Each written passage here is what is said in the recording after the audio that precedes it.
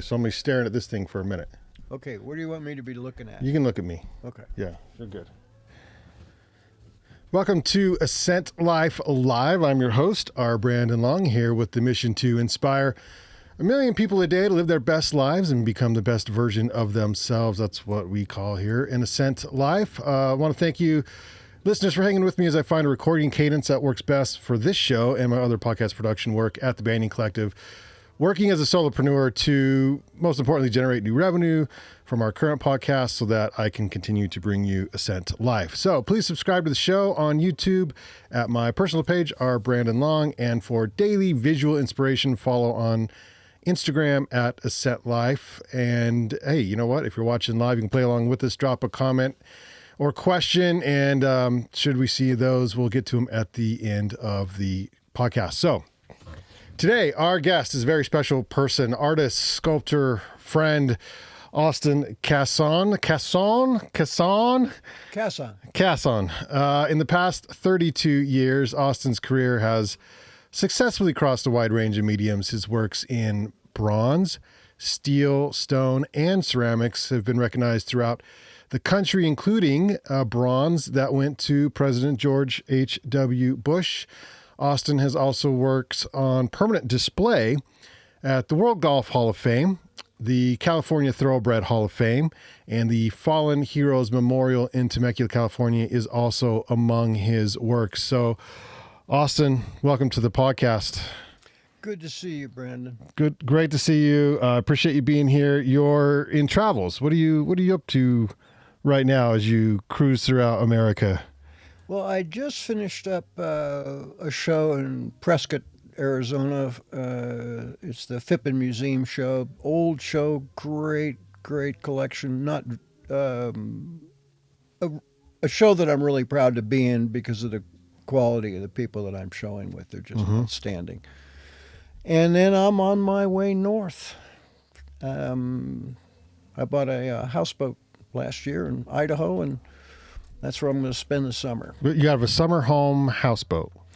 Well, real estate in Sandpoint, especially waterfront, has gotten just outrageous. So I thought I would buy 100% waterfront and get a houseboat. Very smart. Yeah. Very smart. And then you just pay a docking fee? How's it work? I could if I want to, but the lake is 45 miles by...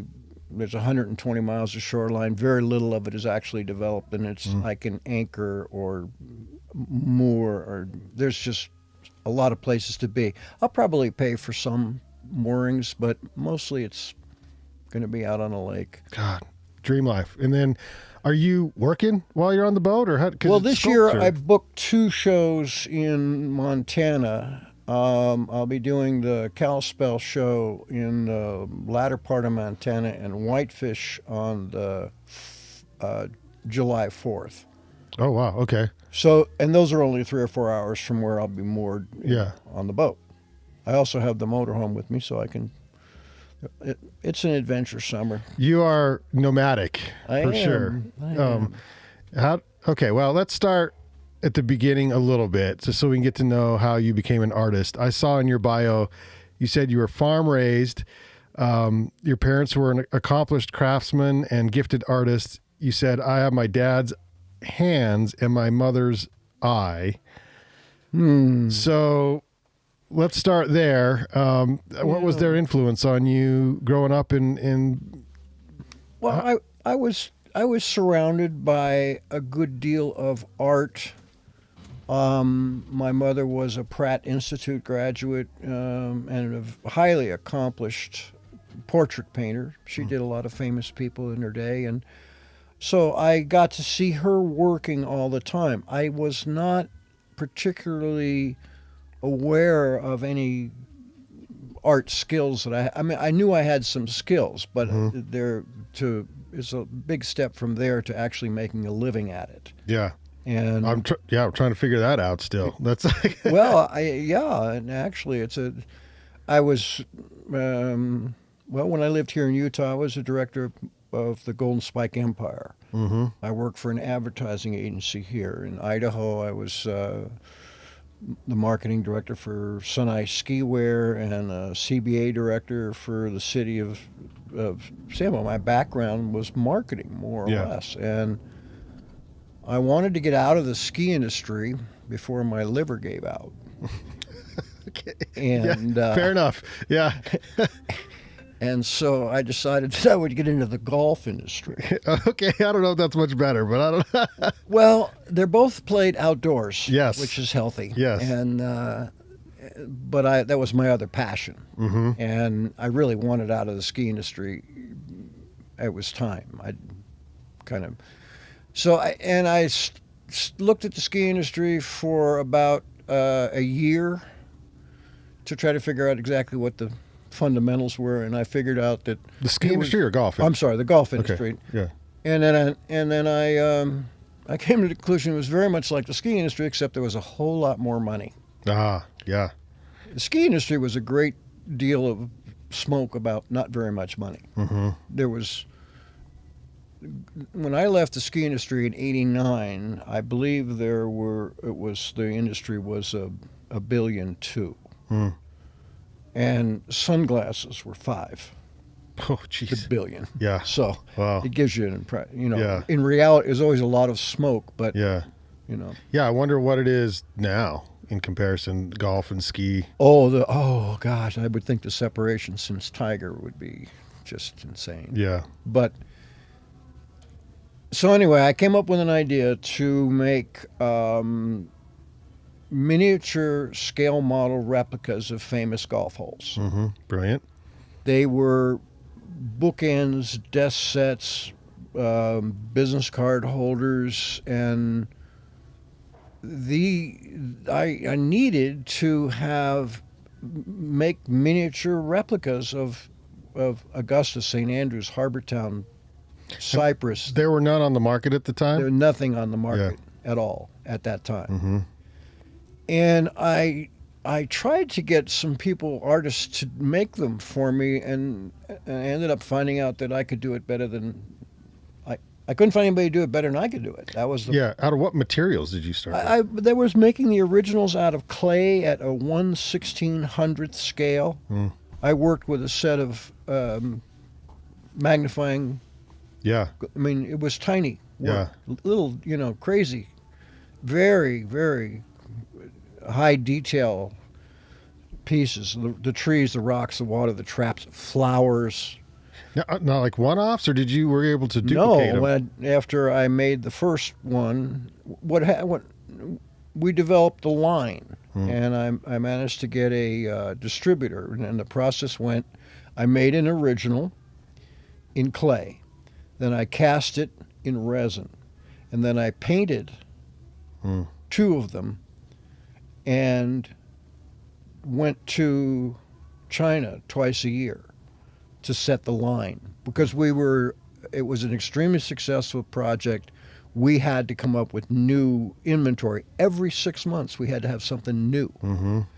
Even though the truth is in the industry that 90% of the business is done on like 4 or 5 SKUs and the rest of it's just tough. Yeah. But it was a very successful project, and we had a lot of fun. And Tiger came in what Tiger did to the golf industry was insane. Because you started these models in, I'm going to guess, early 90s?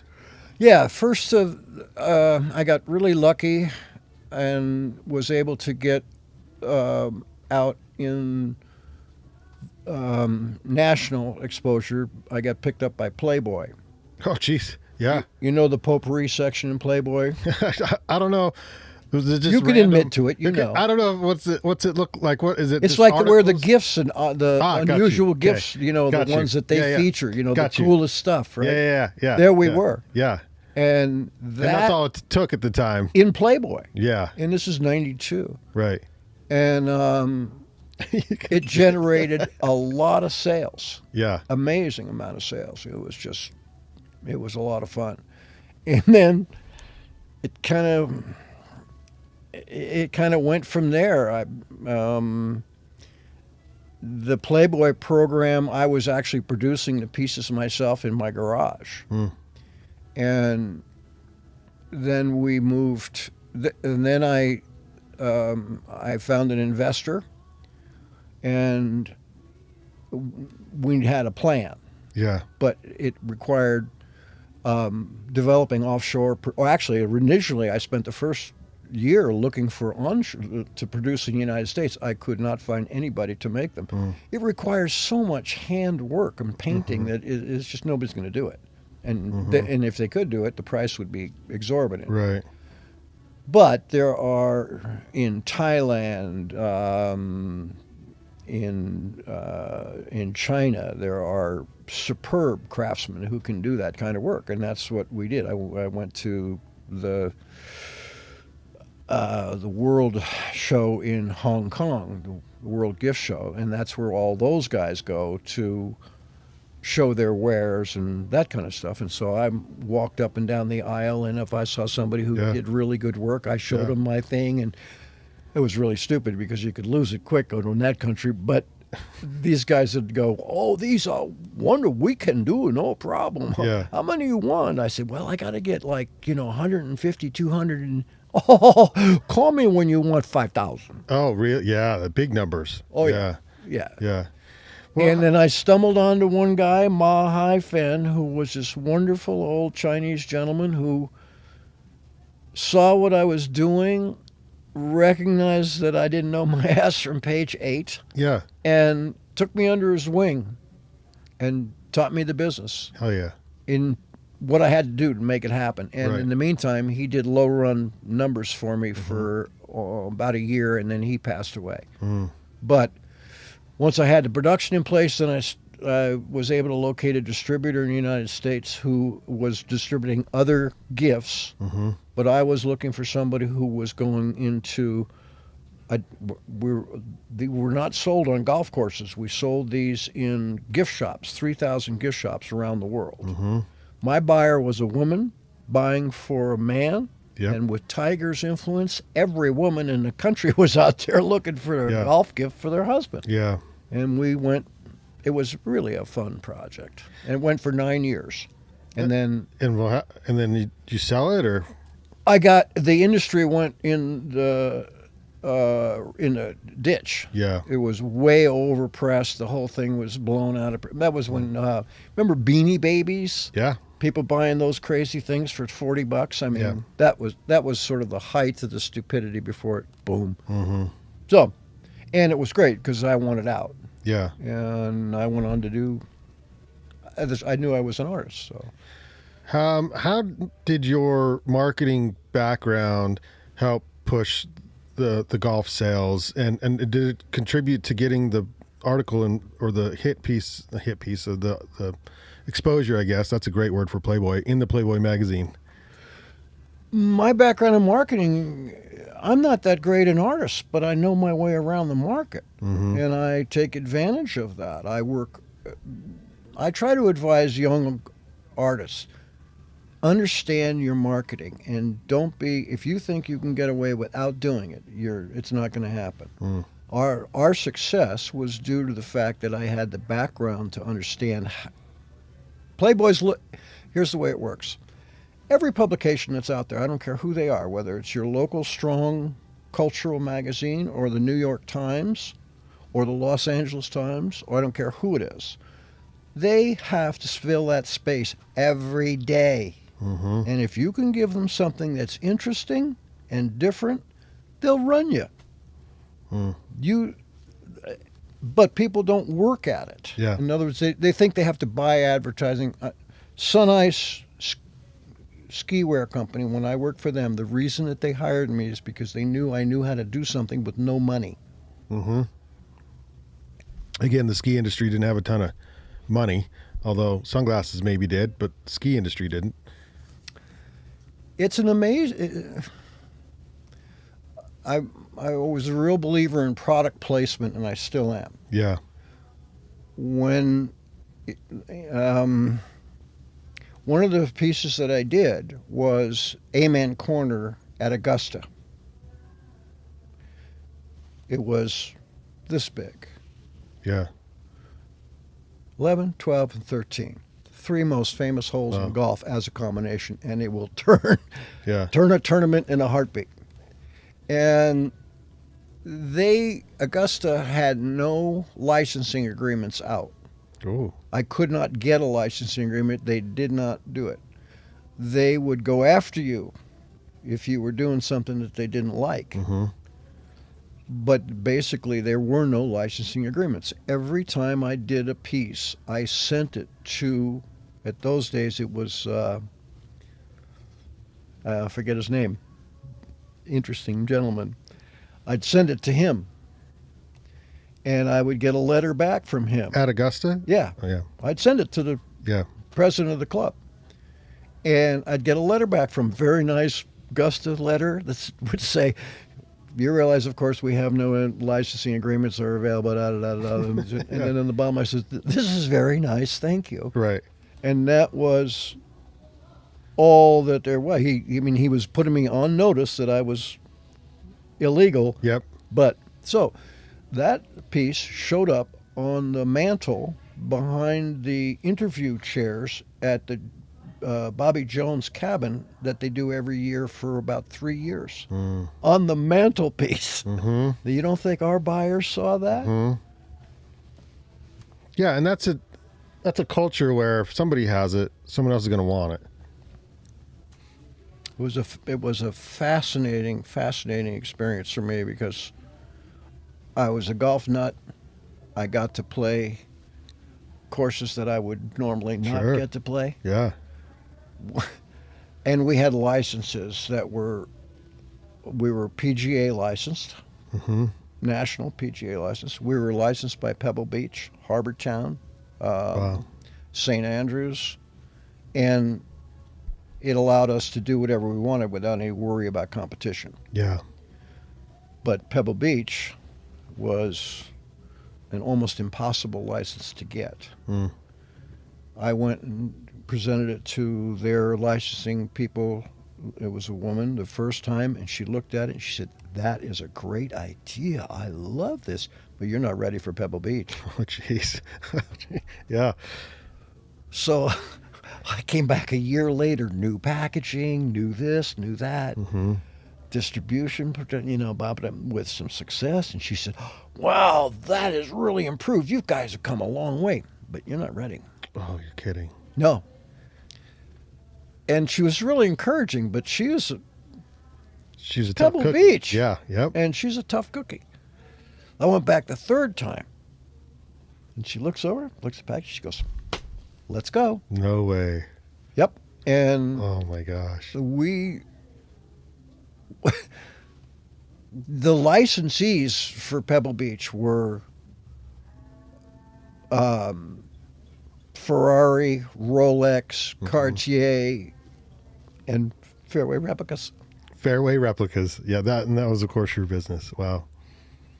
Unreal. And once a year, they would throw a weekend there was only 16 in the world. Mm-hmm. They'd throw a weekend at where we played Spanish Bay, Spyglass, and Pebble Beach Mm-hmm. in 3 days, and they put us up and they treated us royally. I love it. It was just, and the interesting, and here it is again, it's those kind of crazy connections, but the guy from Rolex bought I think he bought 300 or 400. We made these little boxes with the seventh hole at Pebble Beach. Mm-hmm. Do you know the little small par 3 7 hole that's right on the water and the wind? It's The one that makes all the pictures. oh yeah, Yeah. a lot of pictures. And then he was putting Rolexes in those gifts. Love it. Yeah. But shit, I made a lot of money. Yeah. I made enough money to Yeah. pay Pebble Beach their Their licensing fee. yeah, Yeah.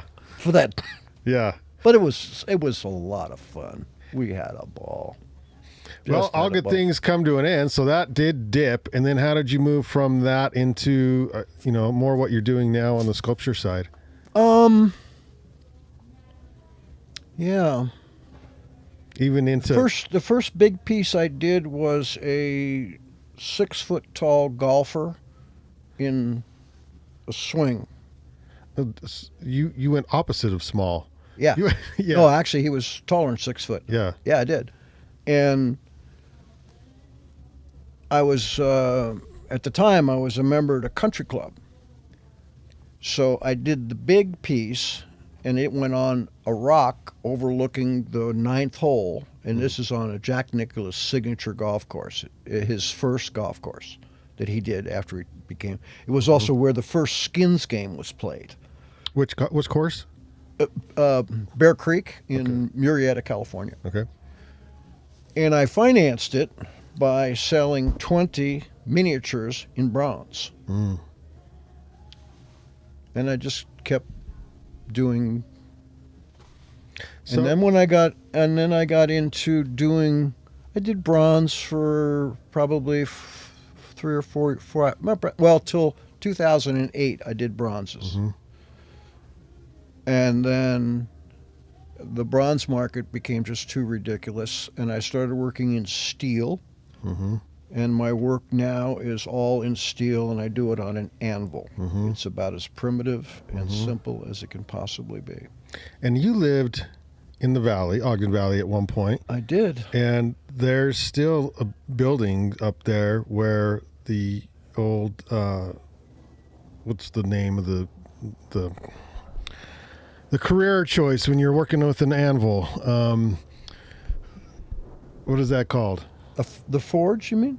Well, yeah, up there in where someone just makes all the things out of metal. It's up there right downtown. Yeah, he's. I believe that's in Liberty. There's In Liberty, yeah. Very, very, very cool old blacksmith shop. That's the word I couldn't think of. Yeah. Blacksmith. Okay, thank you. Yeah. Yeah, and he's hanging on to an old art form and utilitarian. He's making gate hinges and stuff. If Yeah. you need it, he can make it. But you make detailed.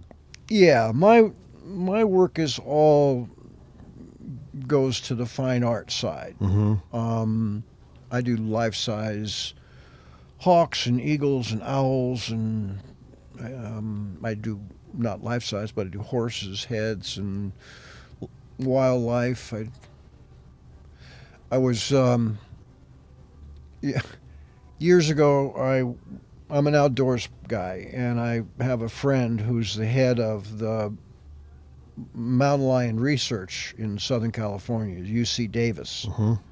and he was doing a presentation that I was at, and he was talking about the problem that they were having was a lack of data. You can't go to the politicians and say this is that and this is that unless you can say, yeah, well, that lion has been tracked. Mm-hmm. Well, collars were about $5,000, Mm-hmm. and they didn't have enough money.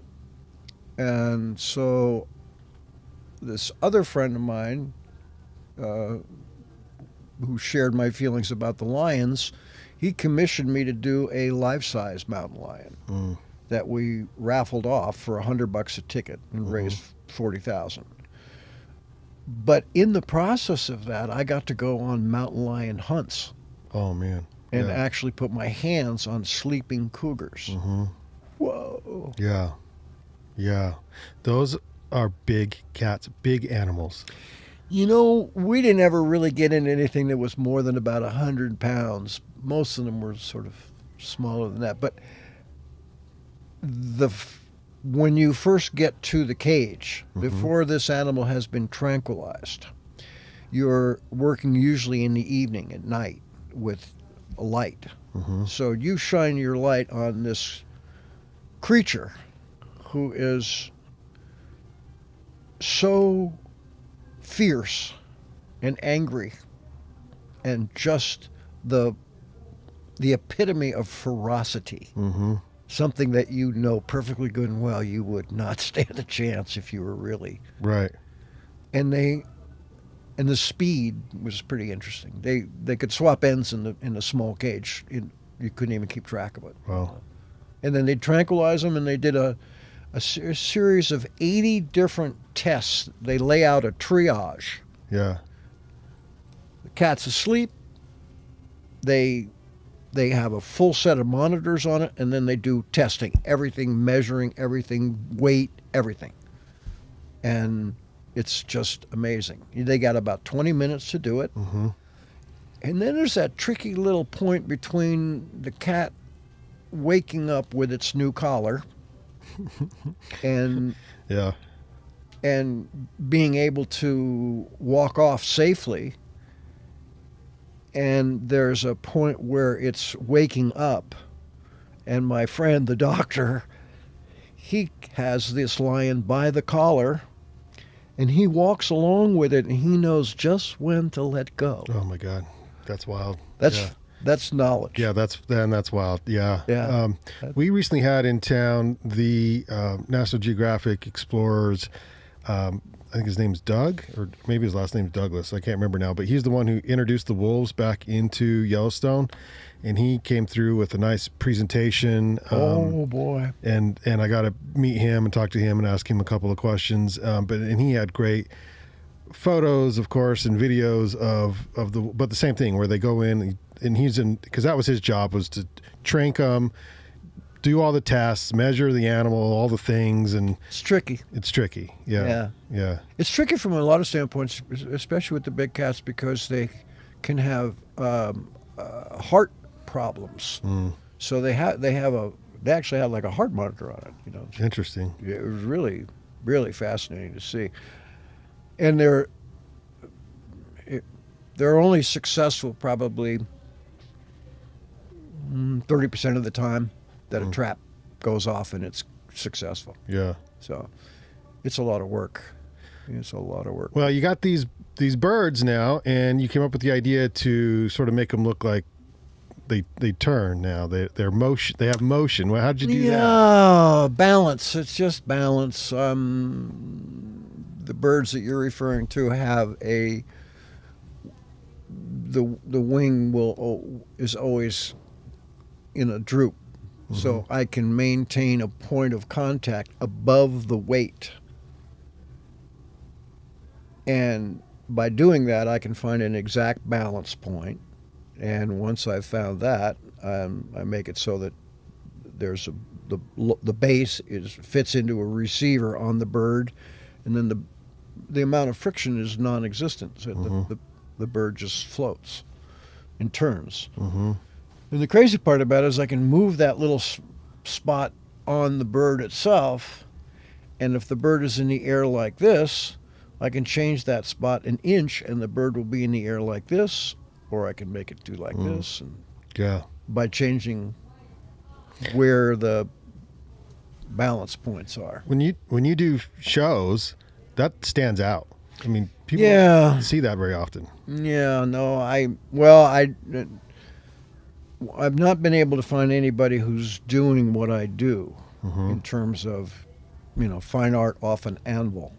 Right. It's pretty primitive, right? And is this just nobody? Most people, when they first see them, think that they're cast, and they're not cast. Each one is a one only, one off. Yeah.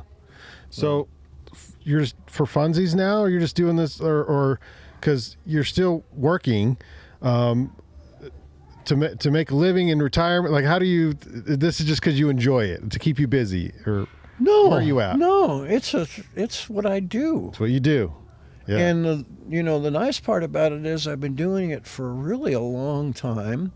I've gotten really good at it. Yep. And I charge accordingly. Right. My time is now really quite valuable. Yeah.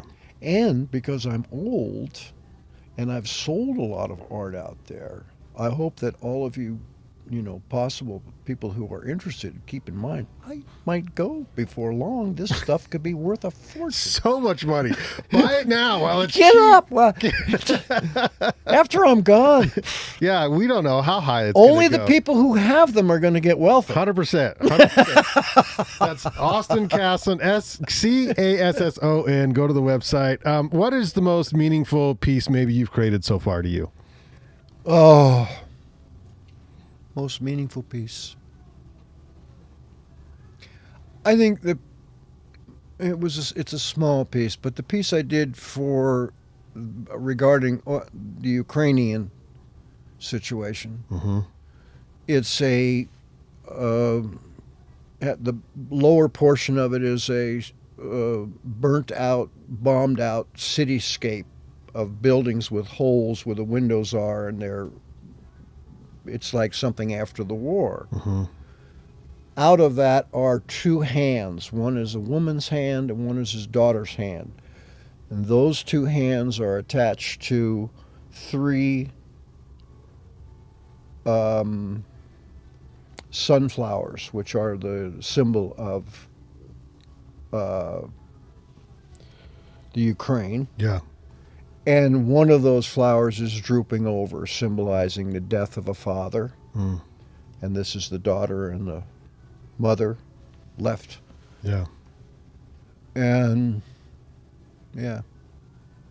The other piece that I'm proud of from a personal standpoint, but from a technical standpoint is really terrible, is the one that I got to President George Bush. Mm-hmm. And that has two 10-inch tall clear towers. I did it. It was about 9/11, Mm-hmm. and yeah, that was. But most of my work is fun. Yeah. It's about the birds and the animals and the things that I enjoy, and many people do. It's not. I've made political statements in my work sometimes, but that's not. It doesn't define what you make. It doesn't. Yeah. What defines what I make is that someone looks at it and says, it's breathing. Yeah. I want people to feel the motion Yeah. and the power of the big birds. I mean, they're just amazing creatures. They really are. Just breathtaking. Yeah. If you can see them live in real life, if you're not in an area that has big birds, go find that area because they're amazing to watch. It's yeah. I've been very fortunate as well. I've always lived in the country. Mm-hmm. I haven't lived urban very much at all in my life. And where I am right now, of all the things, there's a, for lack of a better word, it's a vortex, but it's a thermal heat. Because of the way the hills are around my place, Mm-hmm. when it starts to warm up in the morning, it gets a thermal, and all the big birds get on it and ride it just like an elevator. Oh, wow. And this is right over the top of I have a Bowflex workout equipment. Mm-hmm. It's right there. I'm working out on my equipment and taking in these red tails, red shoulders, ravens, crows, California vultures, kestrels, prairie falcons. Amazing. And it's an elevator. Yeah. They just get on and go. Wow. And during passing season, a month ago, when all the birds were moving north again, Mm-hmm. I'm on the coastal range, so they ride the coastal range down. Well, when they stop to feed, they come and feed in the valley where I am, and then they get on the elevator, whoop, go to the top and get on the mountain and go south. That's wild. That's so cool. It is just wow. amazing.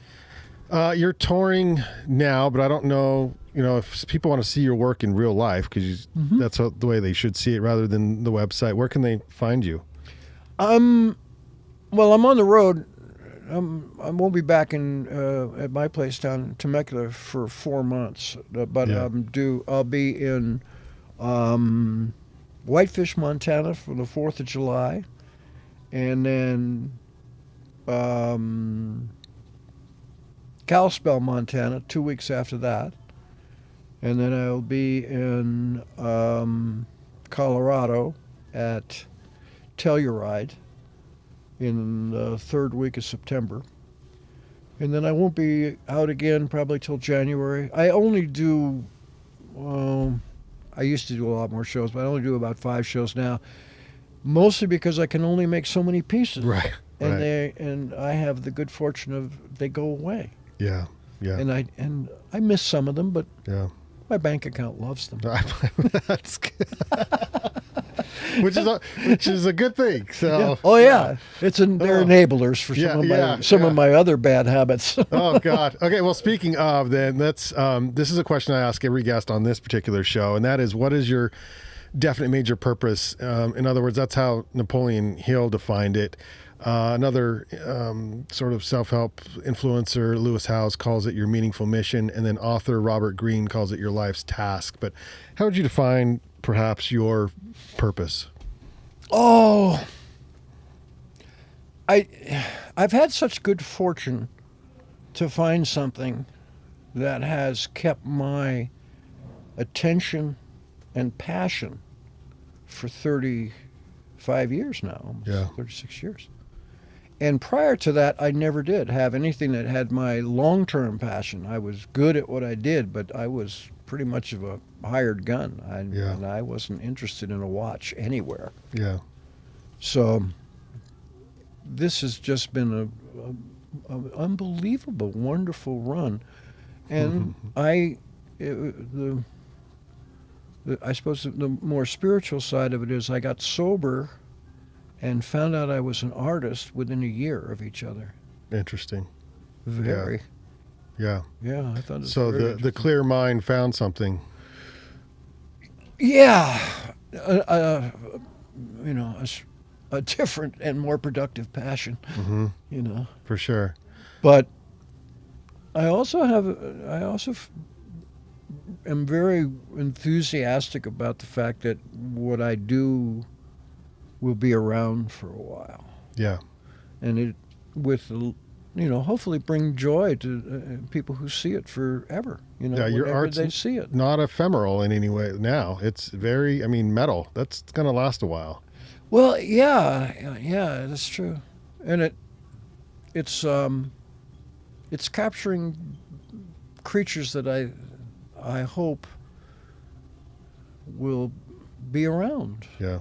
But I'm not confident. Yeah. True. I did a horse sculpture years ago that was life-size horses. It out of stone. And it got picked up by, it was in Cowboy, Cowboy magazine. That if you want a $5,000 belt buckle, you can get it there. Right. Okay. Yeah. Again, yeah. I sent them a picture. Yeah. They ran an article. Right. That's how it happened. I love it. So and that wasn't very long ago. In other words, that was in the age of... That was 10 years ago. Okay, so social media is maybe starting now. But in other words, that's an old-fashioned way of marketing that would still work today. Absolutely works today. Maybe in some ways even better, because the social media directional thinking has taken away ammunition for the print world. People aren't making the effort to reach the print world as much as they were. Print world used to be everything. Now it's almost, So that it becomes a whole different game at that level. I think that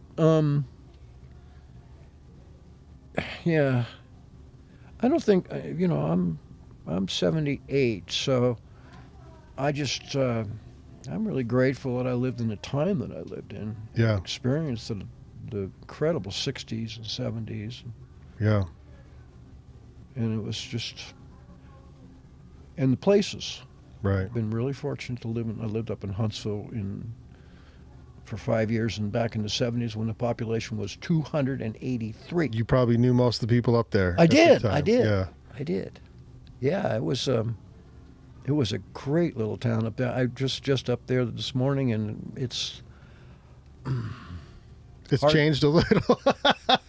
It's just they're building a lot of these just huge houses. There's money coming in up there now, and it's changing things. So yeah, I've got friends up there that have sold out. Yeah. Of the business side of things, and it's been very nice. Yeah. Yeah, I don't regret not having stayed and left to go, because life was full of all kinds of other things, but it's certainly one of the places that I love to come back to.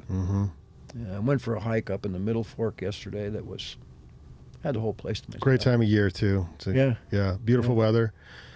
Yeah.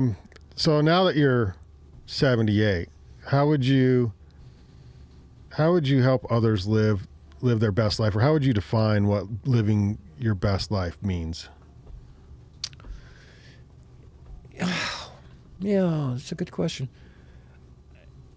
If a person can discover a passion, if you can discover a passion, something that really motivates you to be involved with it, that you don't get tired. You know, we're living in a world of little short blurbs of stuff, Mm-hmm. whether it's the news or whether it's people's involvement with their families. I mean, find something that you have a passion for, and then everything, in my mind anyway, I think I was fortunate to have that happen, but I also recognize that had it not happened, my life would be completely different. Yeah. There's no question that, I'm a product of my own passion at this time. Is that, in other words, being an artist, being a solopreneur, entrepreneur, is that having that passion, is that what drives the discipline and the ability to push past setbacks? Well, yeah, I think that it does. I think that setbacks are part of the game. Mm-hmm. I mean, I'll go and do a big deal show and not sell a single piece. Mm. It happens. Mm-hmm. And it has happened more than once. And then I'll come back the next year and take it out of the park. Right. It's in my particular industry. I mean, nobody needs art. It's not a necessity. Mm. You know, it's purely an optional. And it's the rare person who not only has the passion to buy art, but if there's 10,000 people at the show, there's going to be 1,000 of them that are interested in birds at all. Yeah. And there's going to be I have horses too, so that helps, but Yeah. they have then they're going to have 100 of those that are going to stop. Yeah. And then out of the 100 you're going to have 10 of them that are really enthusiastic, and then out of that you're going to have 2 that can afford me. Mm-hmm. You Yeah. know? I get lots of enthusiasm from people, but Yeah. when they don't, my prices are high, so it's just the way it is. Right. I'm always my buyers are pretty serious. Mm-hmm. I love when I get a chance to deliver to someone's home, Mm. because then I get to see what else they have. Right. I just delivered some stuff in Prescott into this home I was proud to be there. Yeah. All of my heroes. Wow. I mean, my heroes, and not old school heroes. I mean, today heroes. Yeah. Guys that I just Sculptors, painters? sculptors, yes, and painters. Yeah. Yeah, Wow. yeah. There's some. There are. It's a nice group to be included with. That's amazing. It is fun. Yeah, and the artists are by and large reasonably clubby with each other. Mm-hmm. And people always say, well, you go to those shows and there's all these competition. I said, there's no competition. I mean, my buyer's not going to buy that. Right. Right. That happens to be your turn in the barrel, Yeah. Yeah. It's interesting. How do you want to be remembered? Because your art is out there, so you have that, but you as a person, how do you want people to think of you? Yeah, that's an interesting question.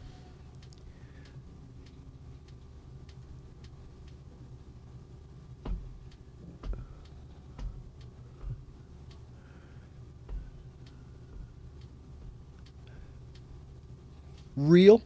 Mm-hmm. Animals. old friends, Hmm. a value system for myself. I would like to be known as a man who was his own man. Hmm. And which is an interesting observation in some ways because some people have no choice in that matter. Right. Right. You've made that choice along the way, and maybe early on you didn't have that choice, but you've eventually made it. No, I think that early on I did have that choice, and I think Okay. early on as a kid I was always my own person, Yeah. and consequently ended up a loner, Hmm. which I am today. And it used to really bother me. Yeah. Yeah. Yeah, Yeah. yeah, it used to really bother me that I would take such joy at being alone. And I've come to the conclusion it's a good thing, Yeah. you know. And I'm a person who lives with almost no stress. I don't worry. I work hard, Hmm. but I love doing it, so it's not a big deal. I'm going to be off, not working really in terms of producing new work, for 4 months this Mhm. year. Last year I was off for 2.5 months. And I really enjoyed it. I was afraid that I would not because I'm so driven, Hmm. you know. But I found out I could do nothing for a while. It's possible. It can be done. You know that Yeah. you raised Irish Catholic. Uh-huh. The work ethic thing Yeah. is just intense. Yeah. I mean, it really is. My Well, father- do you finally get it out of the system? What's going on here? Well, no, I'm taking the border collie approach. Okay. you Okay. know, which is that whatever it is, Hustle, rest. no, whatever it is, it's important.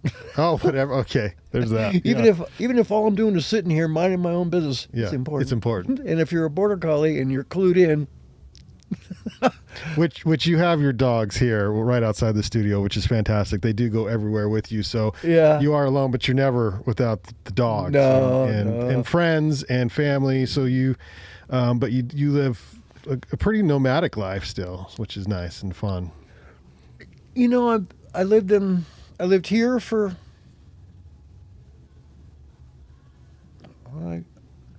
67. I went. A lot of people don't know that your dad and I were roommates and good friends, Mm-hmm. and that was in the late '60s when we first got together as friends, and then, well, right up until we lost him. But then I moved to Idaho, and I was there for 13 years. And then I moved down to Southern California. I've been down there for 30-something years, but I get out of there a lot. And Yeah. also I've had the opportunity to live in places in Southern California that have been extremely rural. Mm-hmm. And all of my neighbors are avocados and oranges. And Yeah. Yeah. really. Yeah. Which And is nice. it's a pretty wonderful, and the weather is beyond. So. Mm-hmm. Yeah, it's been a lot of fun. I got you here. Might as well ask, since you mentioned my dad, good memory of him or favorite fond memory. of Oh, my dad. geez, buddy. Oh, but you only pick one though. You can't go through. Say what? You can only pick one. So, Pick one. oh, Okay. Weber State was in the finals down at UCLA, what sport? basketball. Okay.